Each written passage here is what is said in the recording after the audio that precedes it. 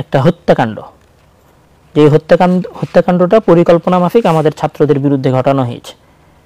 কেন এটা যদি ফার্স্ট টাইম হতো, যে হয় না নর্মালি এই ধরনের কোনো ঘটনা বাংলাদেশ বিমান বাহিনীর, এটা হয়ে গেছে হুট করে একটা ঘটনা, ঠিক আছে, তাহলে এটা দুর্ঘটনা। কিন্তু যেই ঘটনা তোমার দেশে 30 বারেরও অধিক হয়েছে, সেটা তো আসলে বিমান দুর্ঘটনা, সেটা দুর্ঘটনা না। যেখান থেকে জাতি বারবার বিমান দুর্ঘটনা হওয়ার পরও সতর্ক হয়নি, সেটাকে আমরা দুর্ঘটনার মতো, এটা একটা হত্যাকাণ্ডের মতো। এবং আমার মনে হয়, তোমার হয়তো মনে আছে যে এই যে আমাদের রাজশাহীর আবাদি জমিগুলোতেও একটা বিমান ক্র্যাশ করেছিল। এটা সম্ভবত আজ থেকে বছর 2021 সালের ঘটনা মেবি। কিন্তু আসলে বাংলাদেশে এই বিমান দুর্ঘটনাটা আসলে প্রথম বিমান দুর্ঘটনা না। আমি যদি বলি যে 1991 থেকে নিয়ে শুরু করে 2025 সাল পর্যন্ত এই 34 বছরে বাংলাদেশে প্রায় 32টারও বেশি বিমান দুর্ঘটনা হয়েছে। মানে এটা 32 নম্বর বিমান দুর্ঘটনা। আলহামদুলিল্লাহ ওয়াহদা ওয়াসসালাতু ওয়াসসালামু আলা মান লা নাবিয়্যা বা'দা। প্রিয় দেশবাসী, আপনারা অবগত আছেন, অত্যন্ত হৃদয় বিদারক এবং বাংলাদেশের ইতিহাসের অত্যন্ত ব্যতিক্রম এবং নজিরবিহীন একটি ঘটনা বা দুর্ঘটনা আমরা বলতে পারি, যেটি বাংলাদেশ বিমান বাহিনীর প্রশিক্ষণরত ফ্লাইট লেফটেন্যান্ট তৌকির ইসলাম, তার যে প্রশিক্ষণের যে বিমান ছিল, সেই বিমানটি নিয়ে তিনি ঢাকা উত্তরার মাইলস্টোন স্কুল অ্যান্ড কলেজে ক্র্যাশ করেন, যার ফলশ্রুতিতে এখন পর্যন্ত প্রায় 30-এর কাছাকাছি নিহতের তথ্য পাওয়া যাচ্ছে এবং 150-র কাছাকাছি আহতের তথ্য পাওয়া যাচ্ছে। বাংলাদেশের ইতিহাসে বা পৃথিবীর ইতিহাসে এই ধরনের ঘটনার অত্যন্ত বিরল এবং আমাদের স্মরণে আসলে পড়ে না যে আমরা বাংলাদেশের ইতিহাসে এই ধরনের ভয়ঙ্কর বিমান দুর্ঘটনা দেখেছি কিনা। তো তার প্রতিক্রিয়ায় সমগ্র দেশে ব্যাপক আলোচনা এবং সমালোচনার জন্ম নিয়েছে এবং অনেক বিষয় সামনে আসতেছে। বাংলাদেশের বিমান বাহিনীর সক্ষমতা, মানুষজনের প্রতিক্রিয়া, মানুষের দুঃখ এবং কষ্ট, তাদের ধৈর্য বা নিজের সন্তানকে হারিয়ে ফেলা। যদি এটা অন্য কোথাও ঘটতো, যদি ছোট বাচ্চাদের স্কুল না হতো, তাহলে হয়তো এতটা মানুষ কষ্ট বা দুঃখ অনুভব করতো না। কেন, স্বভাবজাতভাবেই মানুষ তাদের সন্তানকে ভালোবাসে। আর নিজের সন্তানকে যখন স্কুলে দিয়ে আসে পড়াশোনার জন্য, তখন তার চেয়ে আসলে নিরাপদ জায়গা পৃথিবীতে আর মানুষ মনে করে না যে শিক্ষা প্রতিষ্ঠানের চাইতে নিরাপদ জায়গা আর কোথাও হতে পারে। তো এরকম একটি নিরাপদ জায়গায় এইভাবে আকস্মাৎ তাদের ছেলেমেয়েরা তাদের থেকে বিদায় নিবে, তাও আবার এরকম দুর্ঘটনায় আগুনে পুড়ে তাদের চোখের সামনে, এবং তাদের কিছুই করার থাকবে না। এটা আসলে কত বড় একটি পরীক্ষা বা ধৈর্যের কত বড় একটি পরীক্ষা, তা আসলে আমরা একটু চিন্তা করলেই বুঝতে পারি। তো এরকম ভয়াবহ হতবিহ্বলকর ঘটনায় একজন মুমিনের আসলে কি করণীয় এবং মুমিনের ভূমিকা এবং পদক্ষেপ কি হবে, আমরা ধর্মীয় দৃষ্টিকোণ থেকে আসলে কি চিন্তা ভাবনা করব, এই বিষয়ে আমাদের গল্পে গল্পে কিছুক্ষণ আজকে আমরা তৃতীয় পর্বে আজকে আমাদের অনুষ্ঠানের বিষয় আমরা নির্ধারণ করেছি মাইলস্টোনের যে ট্র্যাজেডি, সেই ট্র্যাজেডিকে সামনে রেখে কত ধরনের প্রশ্ন আমাদের মনে এবং সামাজিক যোগাযোগ মাধ্যমে উত্থাপিত হচ্ছে এবং সেগুলোকে সামনে রেখে আমাদের করণীয় ঘটনা হয়েছে। কিন্তু আসলে সেগুলো থেকে আমরা কোনো শিক্ষা নেই নাই। তো এখানে আমি আসলে আফসোসের চাইতে আমার ক্ষোভটা অনেক বেশি। দুঃখ অবশ্যই আছে, কিন্তু দুঃখের সাথে আমার রাগ বাংলাদেশের অতীত সরকার, বর্তমান সরকার তো আসলে অল্প সময়ের জন্য এসেছে, অল্প সময় হলো আছে, তাদেরকে ওইভাবে বিশেষ কিছু বলার নাই। কিন্তু দীর্ঘদিন যে দুই দল বাংলাদেশ শাসন করেছে, তোমার কথার সাথে মিল রেখে এখানে একটা তথ্য যুক্ত করে দিই। সেটা হচ্ছে সর্বশেষ যিনি বিমান বাহিনী প্রধান ছিলেন, সেই বিমান বাহিনী প্রধানের নামে সম্ভবত প্রায় 3,000 কোটি টাকার, প্রায় 4,000 কোটি টাকার 3,000 কোটি টাকার প্রায় আত্মসাতের অভিযোগ আছে, দুর্নীতির অভিযোগ আছে, যেখানে বিমান বাহিনীর বাৎসরিক বাজেটই হচ্ছে 4,000 কোটি টাকা। মানে উনি 2021 থেকে 2024 সালে দায়িত্ব পালন করেছেন। এই দায়িত্ব পালনরত অবস্থায় বিমান বাহিনীর বাজেট ছিল মোট 12,000 কোটি টাকা। 4,000 করে যদি ধরি, সে 12,000 কোটি টাকার 3,000 কোটি টাকা উনি নিজেই, মানে ফুল এক বাজেটের পুরো টাকা উনি পুরোটাই আত্মসাৎ করে নিয়েছেন। কিছুটা এরকম। এখানে আরেকটা মজার ঘটনা বলি, যেহেতু কথাটা এই দিকে চলে গেল। বাংলাদেশে ফাইটার জেট আছে টোটাল 44টা। আমরা ওই আলোচনাগুলোতে বিস্তর আলোচনায় আসবো। আমরা একটা তুলনামূলক আলোচনাও করব, যে বাংলাদেশ, মিয়ানমার, পাকিস্তান এবং ভারতের একটা তুলনামূলক আলোচনা করব। সেই আলোচনায় যাওয়ার আগে আমি একটা তথ্য দিই, সেটা হচ্ছে বাংলাদেশের ফাইটার জেট আছে 44টা। 44টার মধ্যে প্রায় 36টার মতো হচ্ছে F7, যেটা ক্র্যাশ করেছে। এটা চীনের কাছ থেকে আমরা নিয়েছি। এটার সবচেয়ে মজার তথ্য হচ্ছে 2014 সালের দিকে মেবি চীন এটাকে অকেজো ঘোষণা করে 2014 বা 9 সালের দিকে। এটা অকেজো ঘোষণা করে এবং মানে তারা এটার কোনো নতুন প্রোডাক্ট বানাবে না, মানে এটাকে কোনো তারা নতুন মডেল তারা নিয়ে আসবে না এবং এটা পরিত্যক্ত। এবং তারা এই বিমানটা উৎপাদন করা শুরু করে 1950 সালে। 1950 সালের উৎপাদন শুরু করা বিমান। এবং চীনের এই ঘোষণা দেওয়ার পরে চীন যখন বাংলাদেশ কেনে মেবি 2014 সালে, তার 5 বছর পরে তারা এটাকে অকেজো ঘোষণা করে 2017-18 সালের দিকে।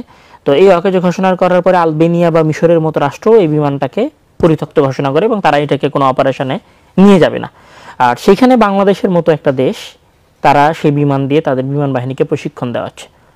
এবং সবচেয়ে মজার ব্যাপার হচ্ছে যে চীন বাংলাদেশকে একটা প্রস্তাব দিয়েছিল মেবি 2021-22 সালে বা এই সরকারের শেষের সময়ের দিকে, যে আমরা আমাদের J-10 সম্ভবত তাদের একটা বিমান আছে, সেই বিমানটা তারা বাংলাদেশের সাথে মানে পূর্বের বিমানটাকে এক্সচেঞ্জ করার একটা প্রস্তাব বাংলাদেশের কাছে দিয়েছিল, যেটা বাংলাদেশ সরকার গ্রহণ করেনি।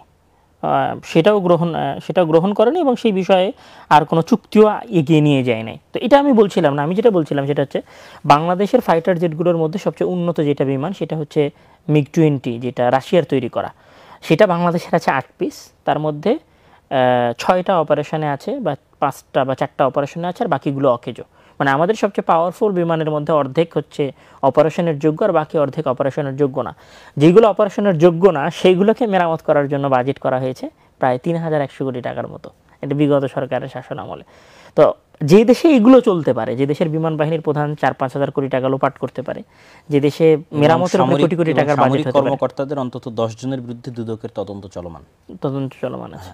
এবং আগের যে সরকার সেনাবাহিনীর প্রধান ছিল আজিজ, তারপরে বেনজিরের কিছু দুর্নীতির তথ্য আজকে প্রকাশ পেয়েছে, তার বাসার কয়টা স্যুট আছে, কয়টা গেঞ্জি আছে, আলিশান একটা ফ্ল্যাটে। এই প্রত্যেকটা পয়েন্টই প্রমাণ করে যে আমরা আমাদের সিভিল সোসাইটিতে বা যারা বেসামরিক কর্মকর্তা তাদের মধ্যে যে পরিমাণ না দুর্নীতির খবরাখবর আমরা বের করতে পারি, মানে গত সরকারের বিভিন্ন মন্ত্রীর বিভিন্ন সচিবের, তার তুলনায় আসলে বহুগুণ দুর্নীতি সামরিক কর্মকর্তাদের মধ্যে চলমান আছে, কিন্তু সেটাকে উঠিয়ে নিয়ে আসে না।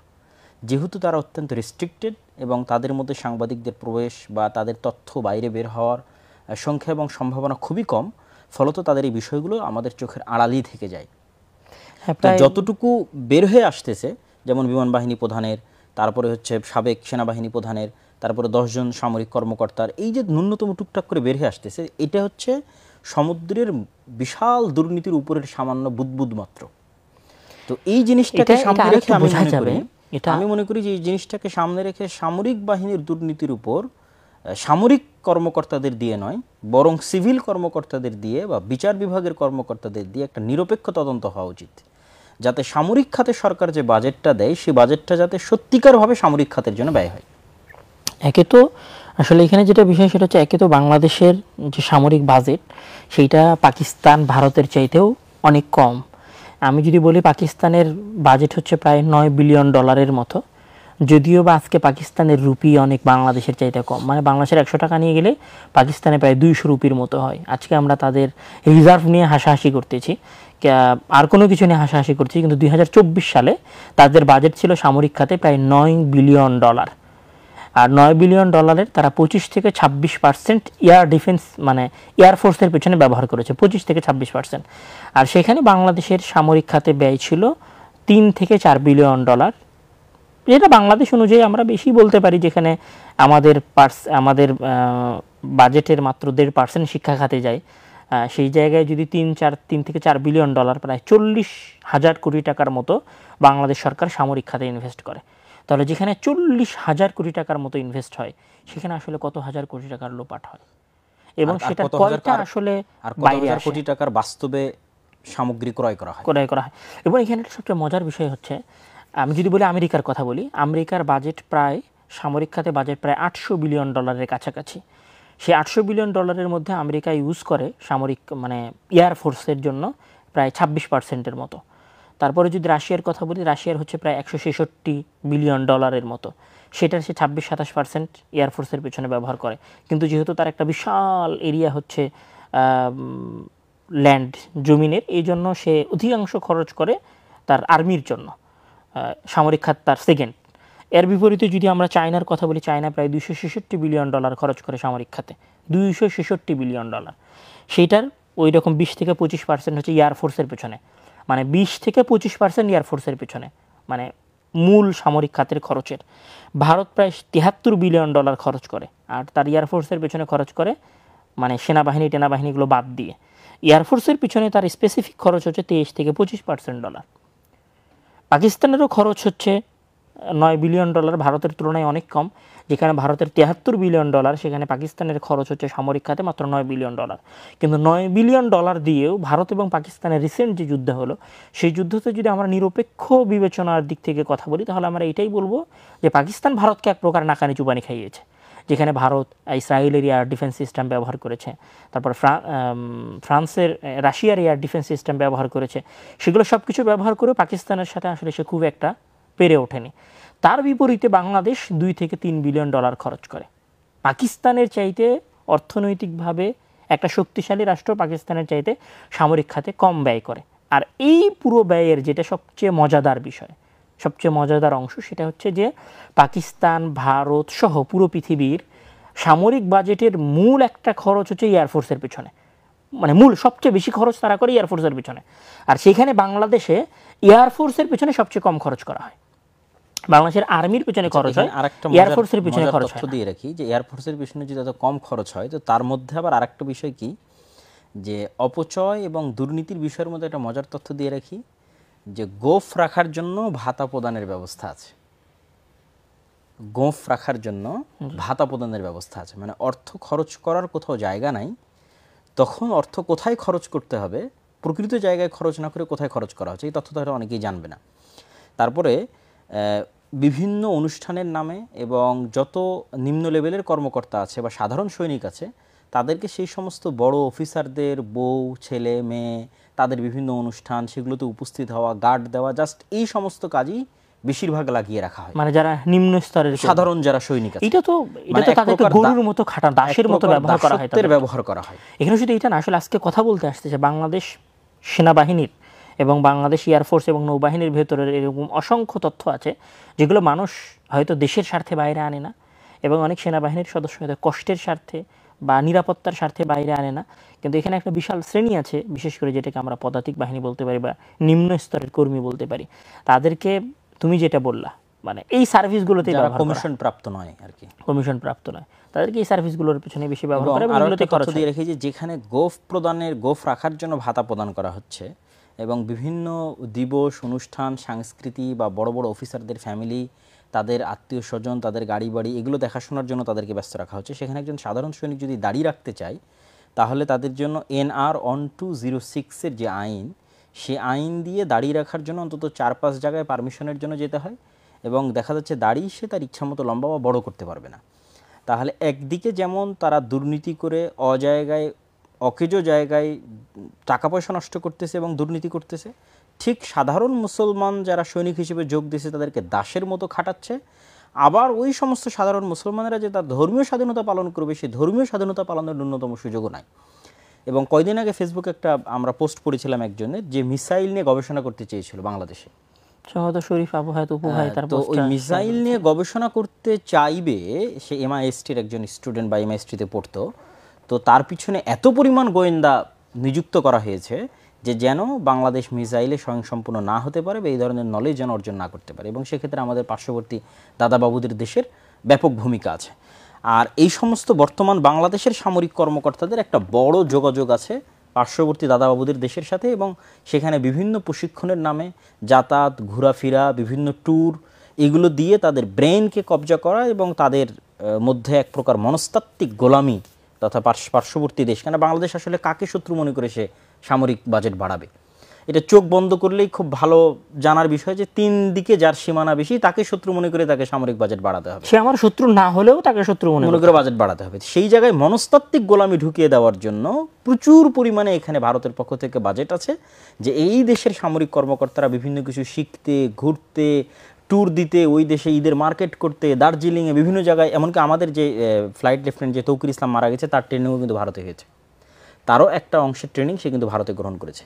তো এই মনস্তাত্ত্বিক গোলামির কারণে কিন্তু বাংলাদেশ না এখন পর্যন্ত এয়ার ডিফেন্স সিস্টেম তৈরি করতে পেরেছে, এয়ার ডিফেন্স সিস্টেমে বাংলাদেশের না কিছু আছে, না কোনো উন্নত মানের রাডার সিস্টেম, না বাংলাদেশ ফাইটার জেটে 4th জেনারেশন অথবা 5th জেনারেশন, যেখানে আমেরিকা 6th জেনারেশনের স্টিলথ রাডার সে ফাইটার ব্যবহার করতেছে, ইরানের ওই যে B2 বম্বার বিমান দিয়ে যে ইরানের এটা ধ্বংস করা হলো, সেই জায়গায় তুরস্ক অথবা পাকিস্তান অথবা ইরান তারা অনেক ধীরে ধীরে সামনের দিকে এগিয়ে যাওয়ার চেষ্টা করতেছে।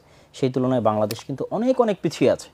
আজকে যেখানে এই একটা দুর্ঘটনা সামাল দেওয়ার সক্ষমতা বাংলাদেশের নাই, সেখানে যদি প্রি প্ল্যান করে পার্শ্ববর্তী কোনো দেশ বাংলাদেশের উপর এরকম আক্রমণ করে, তো সেটা সামাল দেওয়ার সক্ষমতা বাংলাদেশ বিমান বাহিনীর আছে, আমরা এটা এই আস্থা রাখতে পারি। শুধু এই কথার সাথে আমি কয়েকটা মজার কথা অ্যাড করি। সেটা হচ্ছে যে তুমি তো বাইরে ট্রেনিং দিতে যাওয়ার কথা বললা, বাংলাদেশের কোনো বিশ্ববিদ্যালয়ে মিলিটারি যে বিষয়টার উপরে মানে এয়ারফোর্স বা এয়ার ডিফেন্স বা মিলিটারির যে বিষয়গুলো থাকে, এই বিষয়গুলোতে কোনো পড়াশোনা হয় না।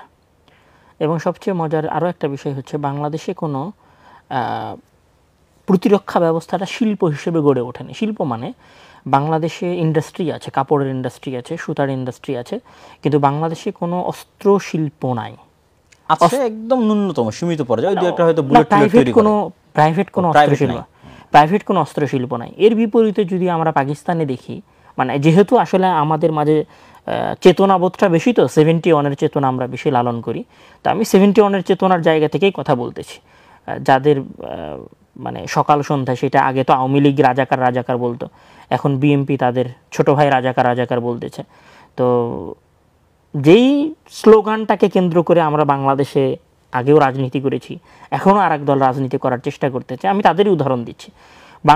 পাকিস্তানে বাংলাদেশের চাইতে মানে বাংলাদেশে তো নাই প্রাইভেট অস্ত্রশিল্প, পাকিস্তানে সেই জায়গায় অসংখ্য প্রাইভেট অস্ত্রশিল্প আছে।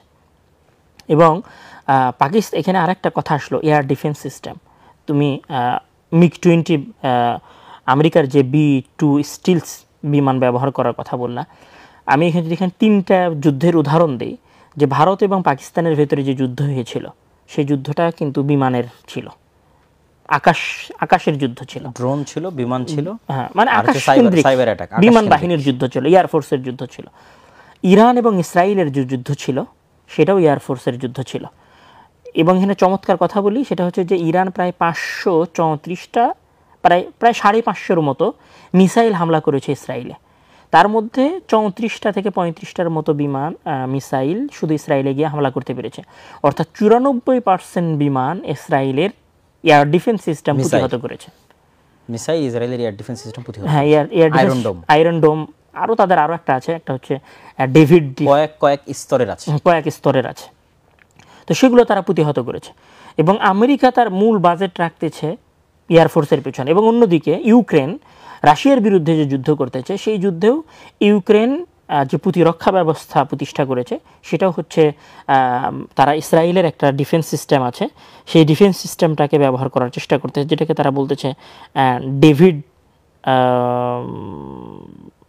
ডেভিড কি যেন, এটা আমার মনে আসতেছে না, সেটা তারা ব্যবহার করতেছে। তো ইউক্রেনও এই যুদ্ধে এয়ার ডিফেন্সটাকে মূল মনে করতেছে। তাহলে সারা পৃথিবীতে যে যুদ্ধ মূলত চলতেছে, সেই যুদ্ধ মানে আগামীর যুদ্ধ যদি আমি বলি, তাহলে আগামীর যুদ্ধ পদাতিক বাহিনী বা সেনাবাহিনী বা আর্মির চাইতে বেশি নির্ভর করবে এয়ার ফোর্সের উপরে, আর এটা দিয়ে শুরু হবে। আর সেইটা যদি আমরা বিবেচনা করি, তো তার বিপরীতে বাংলাদেশে এয়ার ফোর্সে কিছু নাই বললেই চলে। এখানে 3টা জিনিস আমরা সামারি করতে পারি।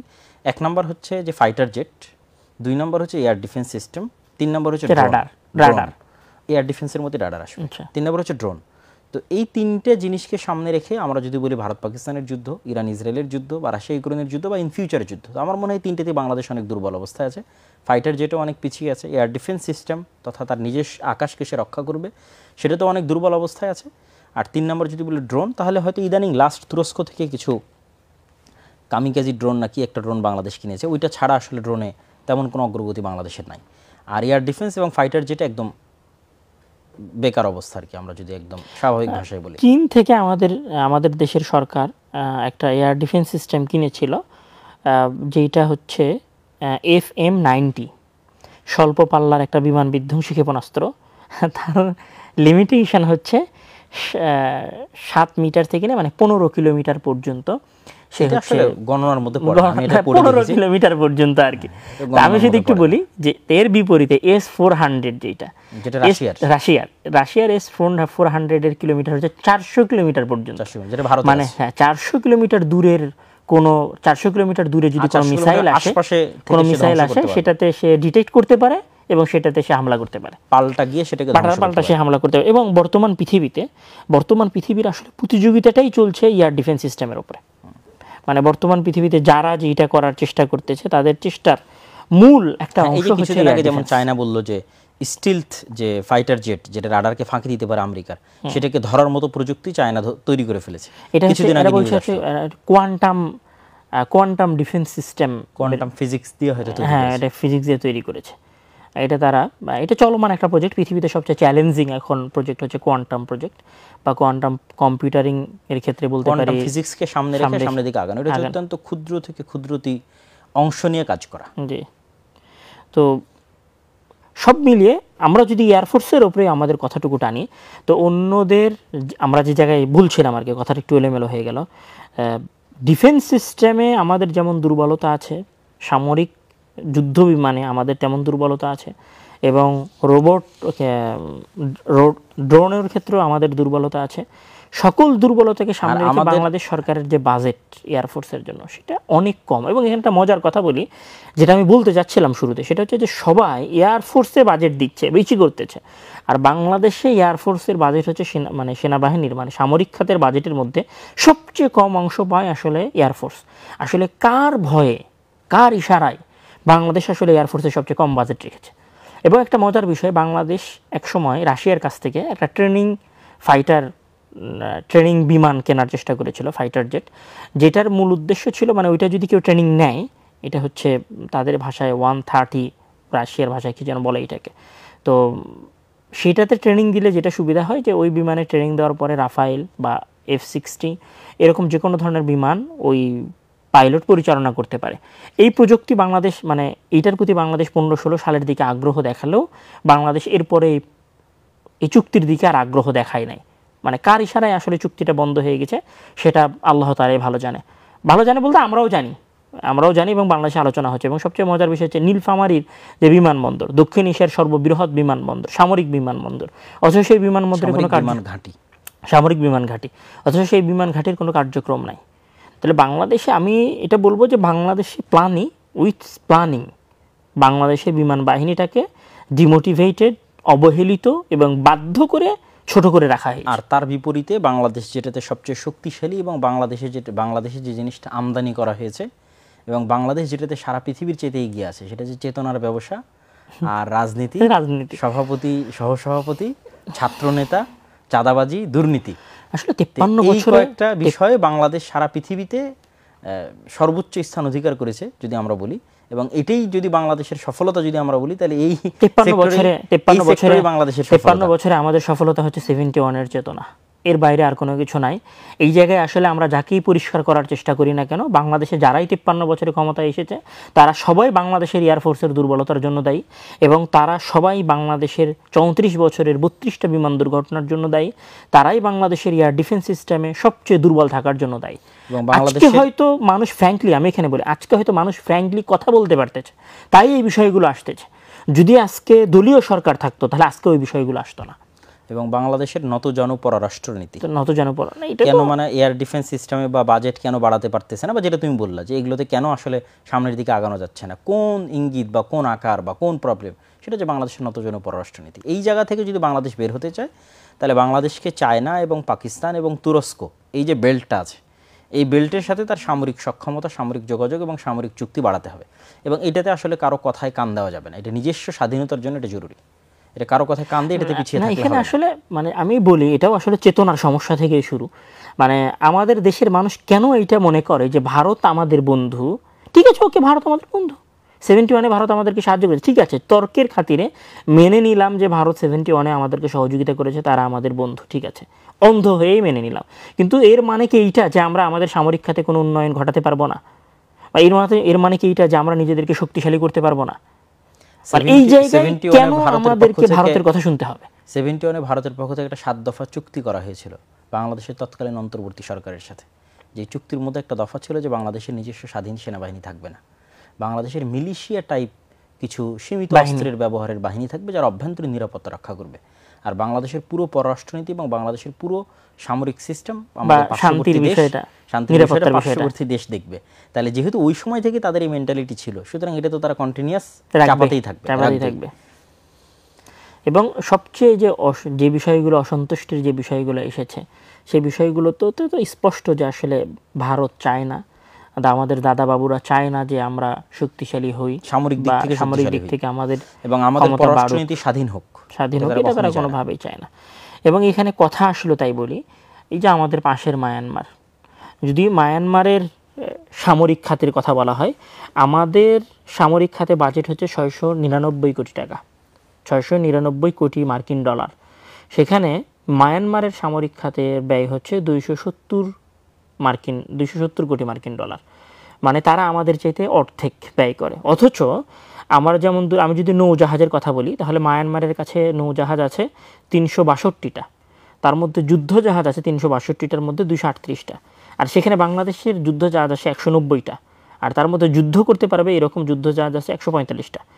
আমরা যদি রকেট প্রজেক্টের কথা বলি, তাহলে মায়ানমারের কাছে রকেট আছে 580টা, আর বাংলাদেশের কাছে সেই জায়গায় রকেট ছোড়ার মতো যন্ত্র আছে হচ্ছে 70টা। তারপরে আমরা যদি বলি যে ট্যাঙ্কের কথা যদি বলি, তাহলে মায়ানমারের কাছে ট্যাঙ্ক আছে 320টা, বাংলাদেশের কাছে ট্যাঙ্ক আছে 320টা, আর মায়ানমারের কাছে ট্যাঙ্ক আছে প্রায় 700টা। এর বিপরীতে সবচেয়ে মজার ঘটনা হচ্ছে বাংলাদেশে আবার সাজোয়া যান, মানে সামরিক বাহিনীর যে সাজোয়া যান, এইটা আবার মায়ানমারের চাইতে বাংলাদেশের সংখ্যা বেশি। কিভাবে, কেন, এটা লজিক, মানে কি কারণে বেশি সেটা আসলে আল্লাহ ভালো জানে। মায়ানমারের যুদ্ধ বিমান আছে, আমি একটু বলি, মায়ানমারের যুদ্ধ বিমান আছে 293টা, আর আমাদের যুদ্ধ বিমান আছে 216টা। ওদের হেলিকপ্টার আছে 80টা, আমাদের হেলিকপ্টার আছে 73টা। আমি এখানে যেটা বলতে চাচ্ছিলাম সেটা হচ্ছে মায়ানমারের সামরিক বাজেট আমাদের বাজেটের চাইতে অর্ধেক। তারপরেও এটা আমাদের চাইতে, যদিও তুলনার জায়গা না, কিন্তু তারপরেও তারা আমাদের চাইতে এগিয়ে। আমাদের সাথে যদি মায়ানমারের তুলনার এই অবস্থা হয়, এটা সামারি করে ফেলি যে এই পর্বের শেষটা আসলে সামারি আমরা কি করতে পারি। এই পর্বের শেষটা আমি এভাবেই বলতে পারি যে, প্রথম যদি বলি, একটু খোঁটা দিয়েই বলি, আমাদের চেতনা শক্তির বাইরে অন্য কোনো চেতনা শক্তি নাই। আমাদের চেতনা শক্তির বাইরে অন্য কোনো শক্তি নাই, চেতনা শক্তির বাইরে আমাদের অন্য কোনো শক্তিই নাই। আর সেকেন্ড যদি কথা বলতে চাই, ভারত যদি কালকেই চায়, এখনই যদি চায়, সে বাংলাদেশের যে কোনো স্থাপনায় হামলা করবে, সে হামলা করতে পারে। এটা তার কাছে অনটুয়ের ব্যাপার। বাংলাদেশের এই ধরনের হামলা ট্যাকেল দেওয়ার কোনো যোগ্যতা নাই এবং কোনো ক্ষমতাই নাই। আসলে শুধু বিভিন্ন রাজনীতিক মাইলস্টোনের এই ঘটনায় আমাদের সবার, পুরো দেশবাসীর এই বিষয়টা জানা উচিত এবং এই বিষয়ে সরকারকে চাপ দিয়ে হলেও আগ্রহী করা উচিত যে আমরা সবাই নিরাপত্তাহীনতায় ভুগতেছি। যদি আমরা এখানে স্বল্প সময়ের মধ্যে কোনো পদক্ষেপ না নেই, তাহলে বাংলাদেশের 20 কোটি জনগণের জান এবং মালের কোনো নিরাপত্তা নাই। মাইলস্টোনের এই ছাত্রগুলো মরে গিয়ে আমাদেরকে এটা জানিয়ে দিয়ে গেল যে শুধু আমরা অনিরাপদ তা না, তোমরা বাংলাদেশের সবাই অনিরাপদ, এবং তোমাদের দেশের যত যুদ্ধ বিমান আছে সকল যুদ্ধ বিমান বেকার, অকার্যকর। এগুলো দিয়ে যেমন যুদ্ধ করা যাবে না, এগুলো তো নিজেকেই বাঁচাতে পারে না, যুদ্ধ কি করবে। আমরা যদি সামারি টানি, তাহলে এই অংশের সামারি টানতে পারি। এখন যদি আমরা আসলে মাইলস্টোনের এই যে দুর্ঘটনার দিকে যেতে চাই, তাহলে আসলে এখানে এই দুর্ঘটনাটাকে আমরা কি আযাব বলবো, নাকি আসলে এটাকে আল্লাহর পক্ষ থেকে পরীক্ষা বলবো? এইটাতে আসলে আমাদের অভিভাবকগণ সবর করবেন, ধৈর্য ধরবেন, নাকি আসলে কি করবেন, সে আলোচনাগুলো হয়তো আসতে পারে। না, সে আলোচনা অবশ্যই করা দরকার, কেননা মানুষ দুনিয়াবী আলোচনা তো আসলে সবাই করবে, এবং দুনিয়াবী আলোচনা যে শুধু আমরা করছি তা নয়, বরং সমগ্র ফেসবুক জুড়ে যদি আমরা দেখি, সমগ্র ইউটিউব জুড়ে যদি আমরা দেখি, টিভি চ্যানেল জুড়ে যদি আমরা দেখি, তাহলে সকল জায়গায় দুনিয়াবী আলোচনাটাই বেশি প্রাধান্য পায়। তো আমরাও যদি আসলে শুধু দুনিয়াবী আলোচনার মধ্যেই সীমাবদ্ধ থাকি, তাহলে আমরা আসলে অন্যদের থেকে আলাদা হলাম কীভাবে? কেননা মুসলমান হিসেবে আমরা বিশ্বাস করি যে আমাদের এই দুনিয়া আসলে খেলতামাশার জায়গা, এবং আমাদের আসল জায়গা হচ্ছে পরকাল, এবং আমাদের সবাইকে মৃত্যুবরণ করতে হবে আজ অথবা কাল। যেহেতু মৃত্যু অত্যন্ত নিশ্চিত এবং অত্যন্ত সত্য, সেহেতু মুসলমানরা সদা সর্বদা মৃত্যুর জন্য প্রস্তুত থাকবে। আজকে যদি আমরা মাইলস্টোনের এরকম ছোট্ট একটা ঘটনা এতটা ভেঙে পড়ি, এতটা হাহুতাশ সমগ্র ফেসবুক জুড়ে, তাহলে গাজার শিশুদের আমরা কিভাবে সান্ত্বনা দেব? সেখানে তো প্রত্যেক দিনই এরকম শত শত মাইলস্টোনের মতো ঘটনা ঘটতেছে। এখানে যদি 30টা বাচ্চার এইভাবে পুড়ে যাওয়াতে আমরা এতটা হতাশ হয়ে পড়ি, তাহলে এরকম হাজারের অধিক ছোট ছোট শিশু বাচ্চা গত 2-3 বছরে গাজায় মৃত্যুবরণ করতেছে।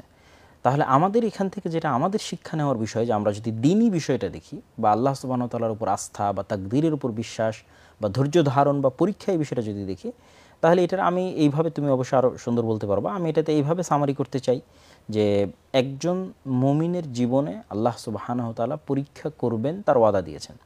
ওয়ালানাবলুওয়ান্নাকুম বিশাইইম মিনাল খাউফি ওয়াল জু'i ওয়া নাকসিম মিনাল আমওয়ালি ওয়াল আনফুস, তাদের জানেরও পরীক্ষা হবে, মানে সে মারা যাবে, তার ছেলে মেয়ে মারা যাবে, অন্য পরীক্ষা তো হবেই, ধন সম্পদ থেকে শুরু করে বিভিন্ন ক্ষয়ক্ষতি সেটা তো হবেই, মানুষের মৃত্যুবরণের মাধ্যমে পরীক্ষা হবে। এই জন্য স্বয়ং আমাদের নবী মুহাম্মদ সাল্লাল্লাহু আলাইহি ওয়াসাল্লামকে যদি আমরা উদাহরণ হিসেবে পেশ করি, যে এক জীবনে তিনি যতজনের মৃত্যু দেখেছেন, একটা মানুষ আসলে তার লাইফে ততজনের মৃত্যু দেখে না, আমরা আমাদের লাইফে ততজনের মৃত্যু দেখি না। যেমন তিনি ছোটতেই তার মায়ের মৃত্যু দেখেছেন, তার বাবা নাই, বাবাবিহীন অবস্থায় বড় হয়েছেন, তার দাদার মৃত্যু দেখেছেন, তার চাচার মৃত্যু দেখেছেন, তার প্রাণপ্রিয় স্ত্রী যাকে তিনি সবচেয়ে বেশি ভালোবাসতেন এবং যে তাকে সবচেয়ে বেশি ভালোবাসত, খাদিজা রাদিয়াল্লাহু তাআলা আনহা, তার মৃত্যু দেখেছেন। এবং তার মৃত্যুর বছরকে আমুল হুজুন, দুঃখ এবং কষ্টের বছর বলা হয়েছে। আর রাসূল সাল্লাল্লাহু আলাইহি ওয়াসাল্লামের ছোট ছোট বাচ্চাও মারা গেছে, যেমন ইব্রাহিম নামে রাসূলুল্লাহ সাল্লাল্লাহু আলাইহি ওয়াসাল্লামের ছেলে ছিল, সে মারা গেছে। যেই দিন ইব্রাহিমকে আল্লাহ নবী কবরে দেন, সেদিন তিনি কাঁদছিলেন, ঠিক আছে, এবং তার চোখ দিয়ে পানি পড়তেছিল এবং তিনি বলতেছিলেন এটা হচ্ছে রহমতের পানি। তো এই যে তিনি তার ছেলে, তার স্ত্রী, তার পিতা, তার মাতা, তার দাদা, তার চাচা, সকলের মৃত্যু তার লাইফে দেখেছেন। তাহলে আমি তো বলতে পারি না যে আমি মুহাম্মদ সাল্লাল্লাহু আলাইহি ওয়াসাল্লামের চেয়ে বেশি ভাগ্যবান, বা আমি তো এটা বলতে পারি না যে মুহাম্মদ সাল্লাল্লাহু আলাইহি ওয়াসাল্লাম যে কষ্টটা ভোগ করেছেন আমি তার চাইতে বেশি কষ্ট ভোগ করতেছি। তো আমি মনে করি যে এই জায়গায় অনেকগুলো হাদিস এবং অনেকগুলো আয়াত শোনানো যাবে।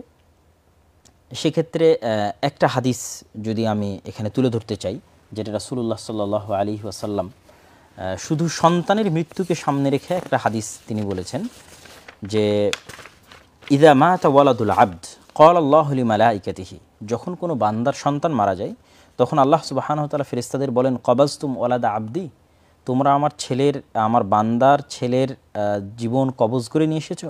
ফায়াকুলুনা নাআম, তখন তারা বলে হ্যাঁ হে আল্লাহ, আমরা আপনার বান্দার সন্তানকে উঠিয়ে নিয়ে এসেছি পৃথিবী থেকে। কবাজতুম সামারাতা ফুআদি, তোমরা আমার বান্দার কলিজার টুকরা, সামারাতা ফুআদি মানে কলিজার টুকরাকে তোমরা উঠিয়ে নিয়ে এসেছো? নাম, হ্যাঁ আল্লাহ, আমরা তাকে উঠিয়ে নিয়ে এসেছি। মাদা ক্বালা আবদি, যখন আমার বান্দার কলিজার টুকরাকে তোমরা উঠিয়ে নিয়ে আসলা তখন আমার বান্দা কি বলেছিল? তখন ফেরেশতারা উত্তরে বলে হে আল্লাহ, আপনার বান্দা বলেছিল হামিদাকা ওয়াস্তারজা, আপনার বান্দা আপনার প্রশংসা করেছে এবং বলেছে ইন্না লিল্লাহি ওয়া ইন্না ইলাইহি রাজিউন।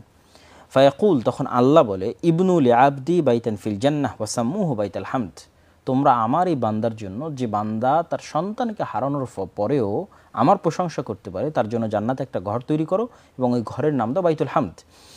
এবং এখানে যেই বাক্যটা উচ্চারণ করার ফজিলত বর্ণনা করা হয়েছে, যে ইস্তারজা, যে ইন্না লিল্লাহি ওয়া ইন্না ইলাইহি রাজিউন, যেটা আল্লাহ সুবহানাহু ওয়া তাআলা কোরআন মাজিদে বলেছে যে যখন তারা কোনো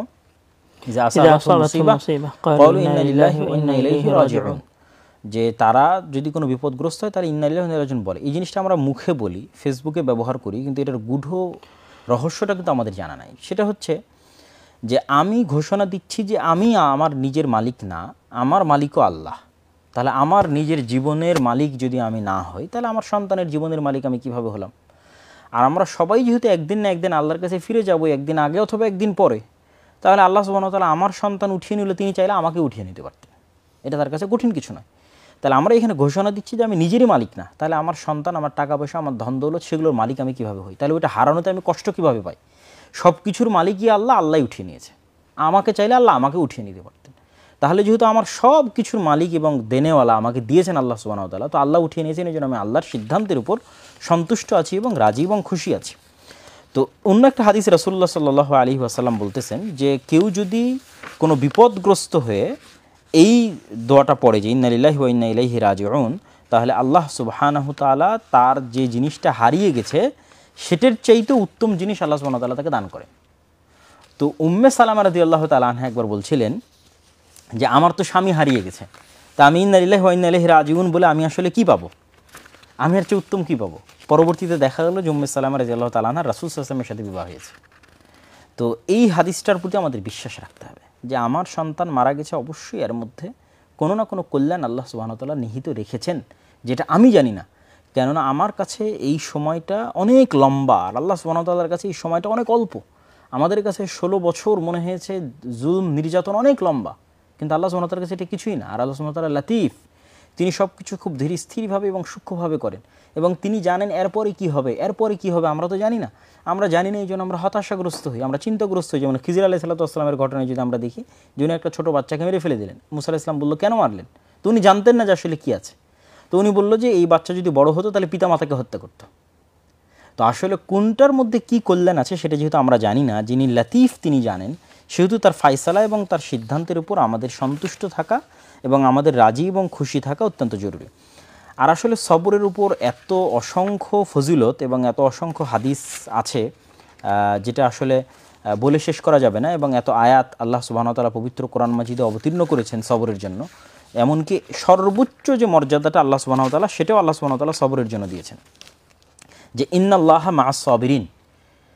মানুষ নেকি করার মাধ্যমে হয়তো অটোমেশনের মাধ্যমে সে নেকি পেয়ে যাচ্ছে, কিন্তু এমন একটা নেকি যেটার মাধ্যমে সে সরাসরি আল্লাহর নৈকট্য এবং সান্নিধ্য অর্জন করবে, সেটা হচ্ছে ধৈর্য। এবং রাসূল সাল্লাল্লাহু আলাইহি ওয়াসাল্লাম বলেছে প্রথম ধাক্কাতেই ধৈর্য ধারণ করতে হবে, এবং মুমিনেরা যদি ধৈর্য ধারণ করে এবং তাদের মধ্যে ঈমান থাকে তাহলে তারা বিজয় অর্জন করবে, আল্লাহ সুবহানাহু ওয়া তাআলার ওয়াদা। এবং মুমিনদের মধ্যে যদি ধৈর্য থাকে এবং ঈমান থাকে তাহলে তারা নেতা হবে। ধৈর্য ধারণের মাধ্যমে মানুষ নেতা হয়, ধৈর্য ধারণের মাধ্যমে বিজয় লাভ করতে পারে, এবং প্রত্যেক বিপদে মানুষের ক্ষমা হয়।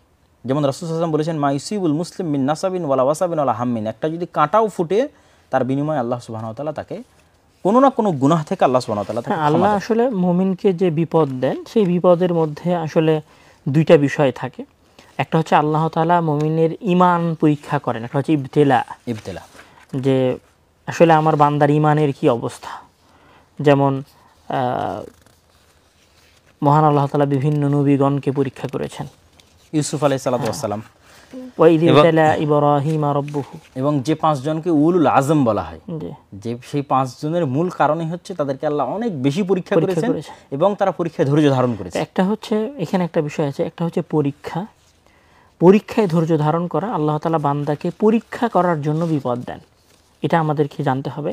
এটা যখন বান্দা মুমিন থাকে, একদম মুমিন বান্দার উপরে যদি বিপদ আসে তাহলে আমরা সেটাকে বলবো যে আল্লাহ তাআলা তাকে পরীক্ষা করছেন তার ঈমান যাচাই করার জন্য। আর যখন বান্দা একটু পাপী হয় তখন আল্লাহ তাআলা বান্দাকে যেটা বিপদটা দেন সেটাকে উকুবা বা অনেকেই আযাব বলছেন। এই উকুবা বা আযাবটা মহান আল্লাহ তাআলা যে কারণে দেন সেটা হচ্ছে যে বান্দার পাপ মোচন করার জন্য, বান্দাকে গুনাহের রাস্তা থেকে ফিরিয়ে আনার জন্য আল্লাহ তাআলা বিপদ দেন। তো আমরা বলতে পারি যে বিপদটা আসলে বান্দার উপর দুইভাবে আসে, মানে একটা হচ্ছে মুমিন বান্দার উপরে বিপদ আসে তাকে পরীক্ষা করার জন্য, আর একটা হচ্ছে পাপী বান্দার উপরে মহান আল্লাহ তাআলা বিপদ দেন তাকে পাপ থেকে ফিরিয়ে নিয়ে আসার জন্য এবং তার পাপ মোচন করার জন্য। যেই কথাটা আমরা যদি দেখি যে ইবনুল কাইয়্যিম রাহিমাহুল্লাহ বলেছেন, যে উনি যে কথাটা বলেছেন সেটা হচ্ছে আল বালাউ ইয়াকুনু লিল মুমিনি তামহিসান ওয়া রাফআন ওয়াল উকুবাতু তা'দীবুন লিল মুযনিব ওয়াল আযাবু ইস্তিসালুন ওয়া ইন্তিকামুন লিল কাফির। যে আল্লাহ তাআলা পরীক্ষা করেন মুমিনকে তার মর্যাদা বাড়িয়ে দেওয়ার জন্য, আর শাস্তি দেন পাপী বান্দাকে তাকে শিষ্টাচার শিক্ষা দেওয়ার জন্য। আর মূলত আল্লাহ তাআলা কাফেরকে আযাব দেন, শাস্তি দেন। তাহলে আমরা এটা বলতে পারি যে বিপদটা মূলত 3 ধরনের হয়। একটা হচ্ছে পরীক্ষা করার জন্য, একটা হচ্ছে বান্দার পাপ মোচন করা এবং বান্দাকে শিক্ষা দেওয়ার জন্য এবং পাপ থেকে নেকির পথে ফিরে যাওয়ার জন্য। আর আল্লাহ তাআলা কাফেরকে শাস্তি দেন, তাকে এটা শাস্তি হিসেবে শাস্তি দেন। এরকম একটা হয়তো এখানে সামারি হতে পারে। এবং সবগুলোর ক্ষেত্রে যেটা ইবনুল কাইয়্যিম রাহিমাহুল্লাহ বলছেন যে আস-সাবরু নিসফুল ঈমান ওয়াল ইবতিলাউ সানাতুন মাদিয়া ওয়াল জাযাউ আলা কদারিস সবর। মানে আস-সাবরু নিসফুল ঈমান, ঈমানের অর্ধেক হচ্ছে সবর। মানে আসলে বান্দা আল্লাহ তাআলার উপরে কতটুকু বিশ্বাস স্থাপন করে সেইটা মূলত তার সবরের উপর নির্ভর করে। মানে বান্দা কত ধৈর্যশীল সেটাই নির্ধারণ করে যে বান্দা আসলে কতটুকু ঈমানদার। এবং আল জাযাউ আলা কদারিস সবরি, এবং আল্লাহ তাআলা সবরের মানে যে বিপদটা দিলেন, আমার উপরে যে বিপদটা দিলেন, এই বিপদের আসলে আমি কি প্রতিদান পাবো, এই প্রতিদানটাও নির্ভর করবে যে আমার সবরের উপরে। মানে আমি যত বেশি ধৈর্য ধারণ করতে পারবো, যত কম কথায় যত কম আফসোসে ধৈর্য ধারণ করব, আল্লাহ তাআলার প্রতিদান তত বেশি হবে। আমি যদি একদম বেশি কথা বলি আল্লাহ আমাকে কেন দিল, কি দরকার ছিল, এরকম হলে হয়তো বিপদটা আসতো না, এরকম করলে হয়তো বিপদটা আসতো না, তখন জাযা প্রতিদান কমতে থাকে। আর বান্দা যখন প্রথম বিপদেই বলেছে হাসবুনাল্লাহ ওয়া নি'মাল ওয়াকিল, বা ইন্না লিল্লাহ ওয়া ইন্না ইলাইহি রাজিউন, যদি প্রথম বিপদে বান্দা এই কথা বলতে পারে তাহলে আল্লাহ তাআলা তাকে তার এই বিপদের পূর্ণ জাযা দেন, যেটা ইবনুল কাইয়িম রাহিমাহুল্লাহ বলছেন। ওই জন্য ওই জায়গায় যে রাসূল সাল্লাল্লাহু আলাইহি ওয়াসাল্লামের যে হাদিসটা বললাম যে প্রথম ধাক্কাতি ধৈর্য, ওখানে যে ঘটনাটা উল্লেখ করা আছে সেটা হচ্ছে আল্লাহ নবী একটা মহিলার পাশ দিয়ে যাচ্ছিলেন, তো সে বিপদগ্রস্ত, তো তাকে আল্লাহ নবী বললেন তুমি ধৈর্য ধারণ করো। তো ওই মহিলা উত্তরে বলতেছে তোমার তো আসলে যায়নি, তুমি তো ধৈর্যের উপদেশ দিবাই। তো রাসূল সাল্লাল্লাহু আলাইহি ওয়াসাল্লাম পার হয়ে চলে যাওয়ার পর সাহাবীরা তাকে বলতেছে আরে তুমি জানো কে তোমাকে কথা বললো, উনি তো আল্লাহ নবী ছিল।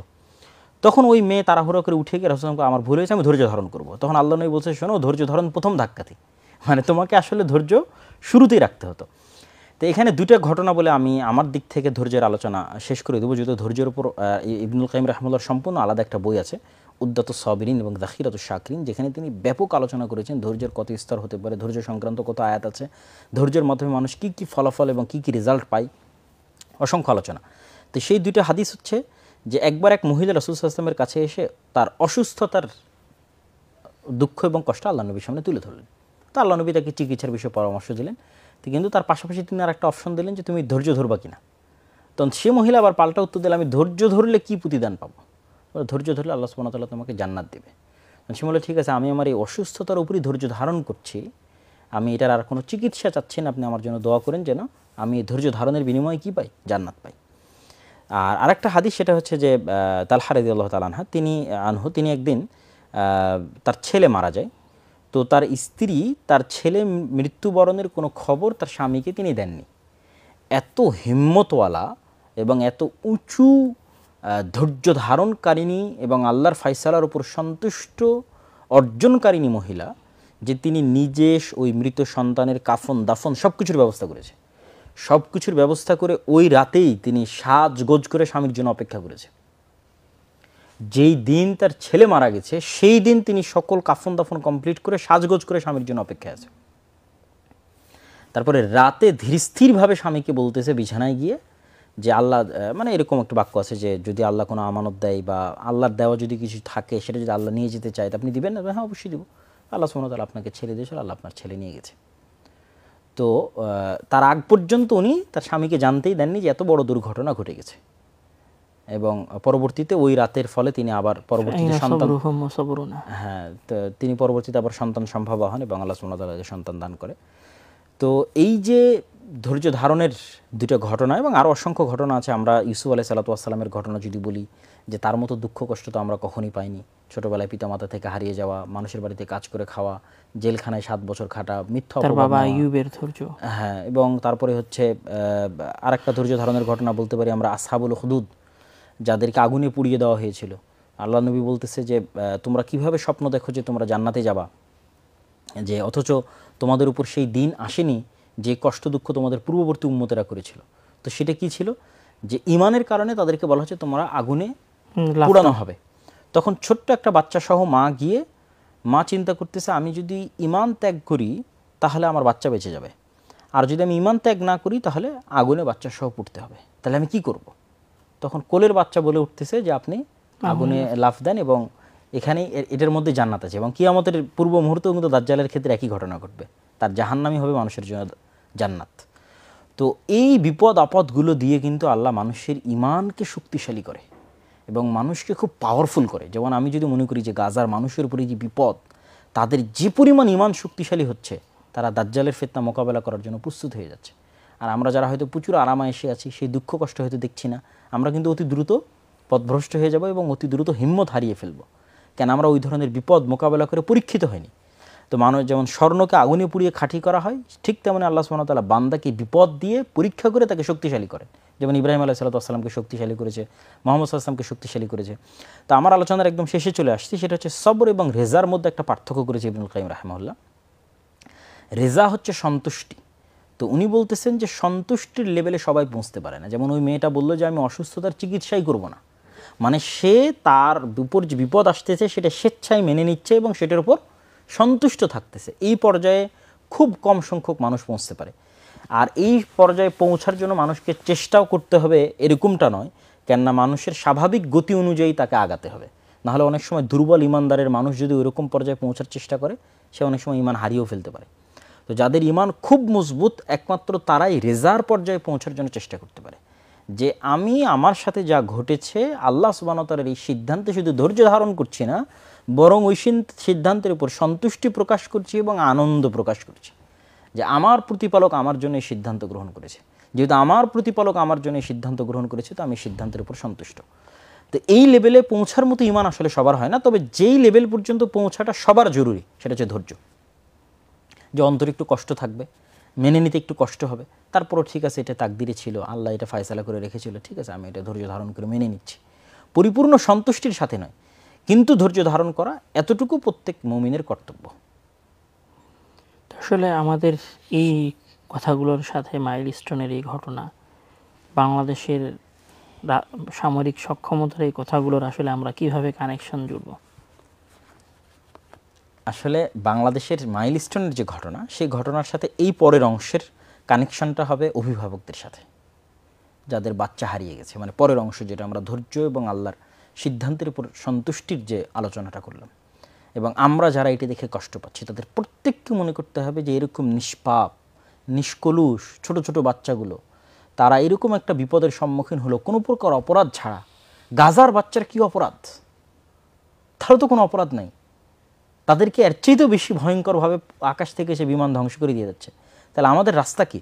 আমাদের রাস্তা হচ্ছে আল্লাহ সুবহানাহু ওয়া তাআলার সিদ্ধান্তের উপর সন্তুষ্ট এবং মনে করা অবশ্যই এর মধ্যে কোনো না কোনো কল্যাণ আছে। এবং এখানে আরেকটা জিনিস শিক্ষণীয়, সেটা হচ্ছে এই জন্য আসলে একটা সন্তান বা দুইটা সন্তান নেওয়া উচিত না। এখন ধরেন যেই অভিভাবক শুধু একটাই সন্তান নিয়েছে, ওটা শুধু দুইটাই সন্তান নিয়েছে, আর হয়তো সন্তান নেন, স্থায়ী হয়তো বন্ধ্যাকরণ করেছে, তো এইরকম দুর্ঘটনা তো পৃথিবীতে ঘটবেই, আপনি তো শতভাগ গ্যারান্টি দিতে পারবেন না।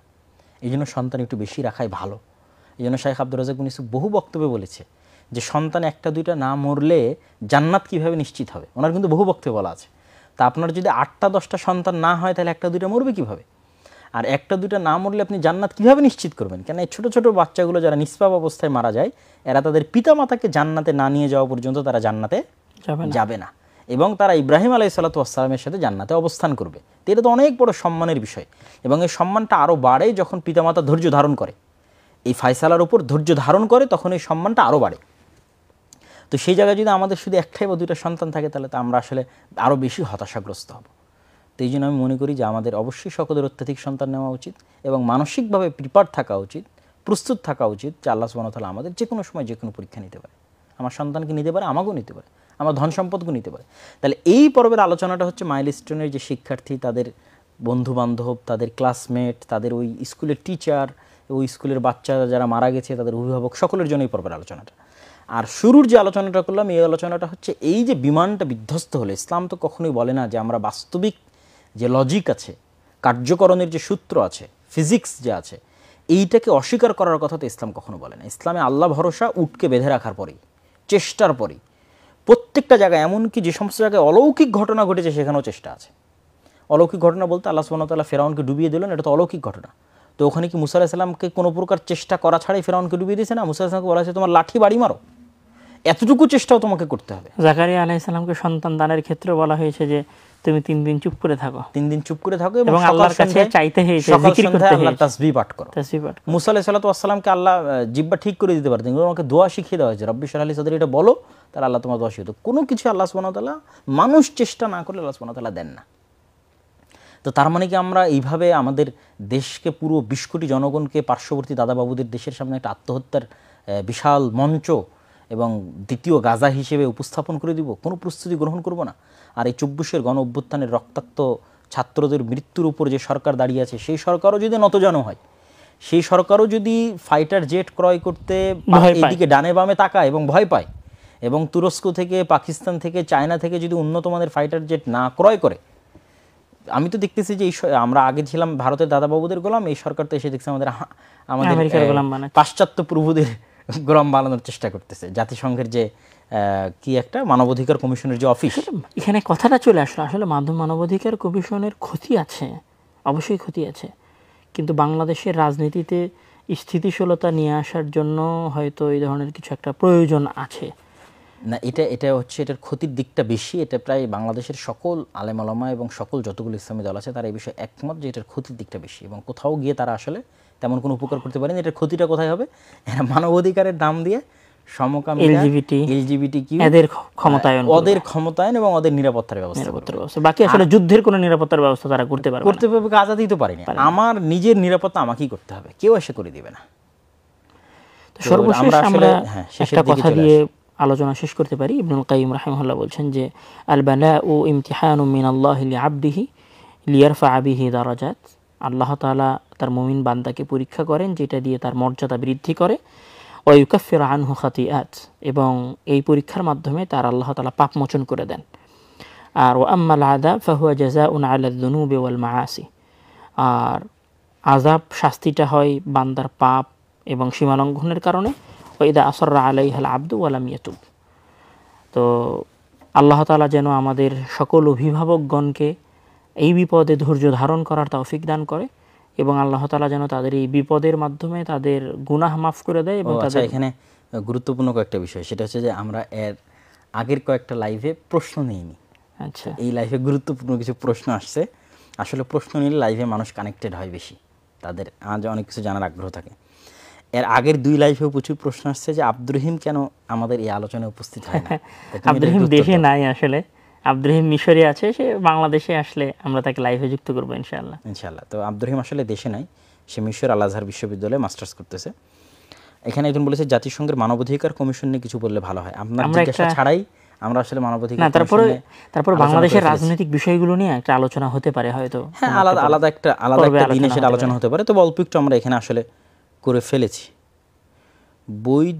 বই 2টি বাংলা অনুবাদ হয়েছে কি? আমরা তো এখানে একটা বইয়ের কথাই বলেছি, উদ্দাতুস সাবিরিন ও জাখিরাতুশ শাকিরিন, তাই না? আর কোন বইয়ের এই বইয়ের বাংলা অনুবাদ হয়েছে সবর এবং শুকুর নামে, বাংলা ভাষায় বিভিন্ন প্রকাশনে অনুবাদ করেছে। ছোট বাচ্চা যারা আগুনে পুড়ে মারা গেল তারা অবশ্যই শহীদ। রাসূল সাল্লাল্লাহু আলাইহি ওয়াসাল্লাম কয়েকটা বিষয়কে শহীদের মর্যাদা দিয়েছেন শহীদ হওয়া ছাড়াই। তো সেই শহীদের মর্যাদাগুলোর মধ্যে যেমন পানিতে ডুবে মারা যাওয়া, আগুনে পুড়ে মারা যাওয়া, মাটি চাপা বা কোনো কিছুর নিচে চাপা পড়ে মৃত্যুবরণ করা, এইরকম কিছু বিষয়গুলো, পেটের পীড়া, পেটের অসুস্থতায় যারা মারা যায়, পেটের যন্ত্রণা, পেটের ব্যথায় যারা মারা যায়, এই ধরনের বিষয়গুলোকে রাসূল সাল্লাল্লাহু আলাইহি ওয়াসাল্লাম শহীদের মর্যাদা দিয়েছেন। তবে এই শহীদটা অবশ্যই যারা যুদ্ধের মাঠে শহীদ হয়েছে সরাসরি সেই সমপর্যায়ের মর্যাদা নয়, তবে তাদের জান্নাতে যাওয়ার বিষয়টিকে নিশ্চিত করে। এই শহীদ হওয়াটা তাদের জান্নাতে যাওয়ার বিষয়টি নিশ্চিত করে। তবে যারা আল্লাহর রাস্তায় যুদ্ধ করে শহীদ হয়েছে তাদের মর্যাদা অবশ্যই বেশি হবে। এবং আমাদের জানা থাকা উচিত যে জান্নাতে স্তরভেদ আছে, জান্নাতের মর্যাদার ভিত্তিতে সুযোগ সুবিধা, অফার, ফ্যাসিলিটি অনেক কিছুর পার্থক্য হবে। তো যারা আল্লাহর রাস্তায় যুদ্ধ করে শহীদ হয়েছে তাদের ফ্যাসিলিটি, তাদের অফার, তাদের মান মর্যাদা কোন লেভেলের হবে সেটা সর্বোচ্চ লেভেলের হবে। আর যারা হয়তো আল্লাহর রাস্তায় যুদ্ধ না করে শহীদের সমমানের মর্যাদাটা পাচ্ছে, তাদের জান্নাতে যাওয়ার নিশ্চয়তা আছে, কিন্তু ওই লেভেলের সমপর্যায়ের সমমর্যাদার নয়। এখানে আর কোনো প্রশ্ন ছিল কি না? কোন পাপের কারণে দোয়া কবুল হয় না? আমার মনে হচ্ছে দিন দিন খারাপ হয়ে যাচ্ছে, আমার করণীয় কি? আমাদের অনুষ্ঠানের সাথে রিলেটেড প্রশ্ন দেখো। আচ্ছা, হ্যাঁ, আমাদের অনুষ্ঠানের সাথে রিলেটেড দেখলে ভালো হয়। আল্লাহকে পরীক্ষা করার একটা উপায় থাকা উচিত। এটা আসলে মানে নাস্তিক স্টাইলের প্রশ্ন করেছে আর কি। আসলে আল্লাহ সুবহানাহু ওয়া তাআলার সাথে আমাদের সম্পর্কের বিশ্বাসের জায়গাটা কিভাবে হবে, সেটা হচ্ছে যে আমি তো আসলে নিজেকে সৃষ্টি করতে পারিনি, বা আমার নিজেকে সৃষ্টি করার সক্ষমতা নাই। মানুষ হয়তো রোবট তৈরি করতেছে, কিন্তু মানুষ তার একটা মানুষ বানাতে পারতেছে না। মানুষ তো রূহকে সৃষ্টি করতে পারতেছে না। মানুষ তো মানুষের মতো যে কলব, সেটাকে তো মানুষ সৃষ্টি করতে পারতেছে না।